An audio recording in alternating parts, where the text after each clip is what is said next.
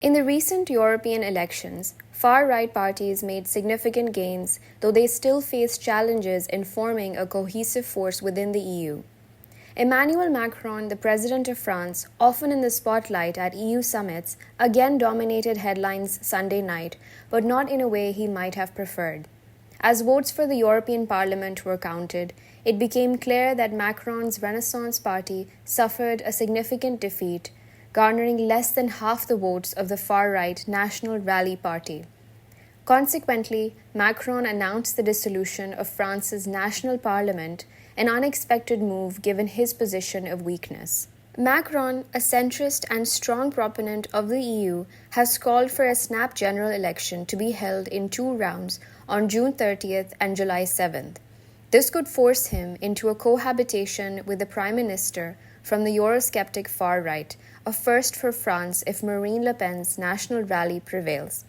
Le Pen, who had worked to soften her party's extremist image, aims for these EU-level victories to translate into substantial gains in the snap election. Her ultimate goal remains the French presidency, with the next election scheduled for 2027. The European Parliament elections saw a broader surge for the hard right and nationalist parties across the EU. Voter concerns about migration, inflation, and environmental reform fueled these gains. Despite this, the majority of seats remain with centrist parties, maintaining a significant influence over EU policy. For hard-right parties to impact EU decisions, they must unify, a challenging task given their differing national priorities and views on issues like supporting Ukraine against Russia. One clear area where the hard right has already influenced policy is environmental reform.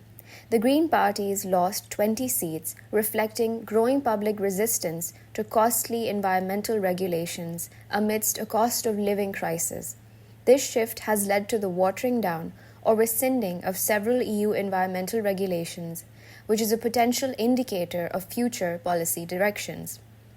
While far-right gains made headlines, it's crucial to note that the center-right European People's Party secured the most seats, reaffirming its role as a stabilizing force in the EU.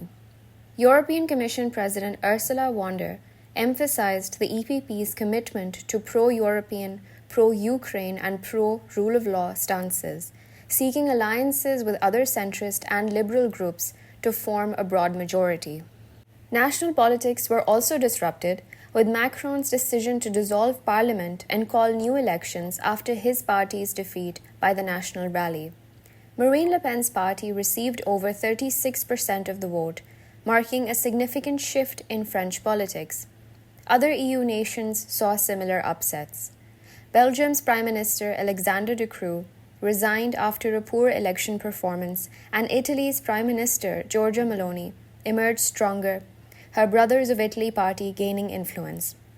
In Germany, the Alternative for Germany party celebrated gains, though it remains politically isolated due to controversial statements.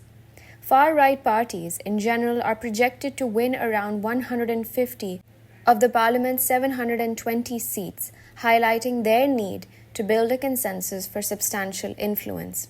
Despite these shifts, the centrist coalition remains the largest bloc in the European Parliament. The EPP, the Socialists and Democrats, and Renew Europe continue to dominate, though the rise of the far right has undoubtedly changed the political landscape.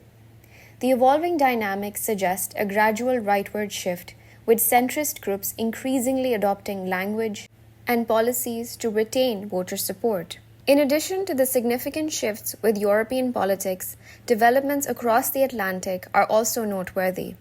Former US President Donald Trump remains a polarizing figure, continuing to exert substantial influence over American politics. Trump's rhetoric and policies have emboldened far-right movements globally, including those in Europe. His stance on issues such as migration, nationalism, and skepticism towards international alliances resonates with many European far-right leaders. As Trump prepares for a potential 2024 presidential run, his influence on global populist movements cannot be underestimated. His support for national and Eurosceptic parties in Europe has provided them with a sense of validation and solidarity, reinforcing their position against the traditional political establishment.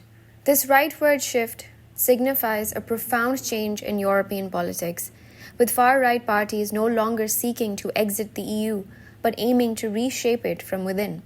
As we look ahead to future elections, this shift could lead to a more prominent role for far-right ideologies in shaping European Union policies, reflecting broader changes in the continent's political climate.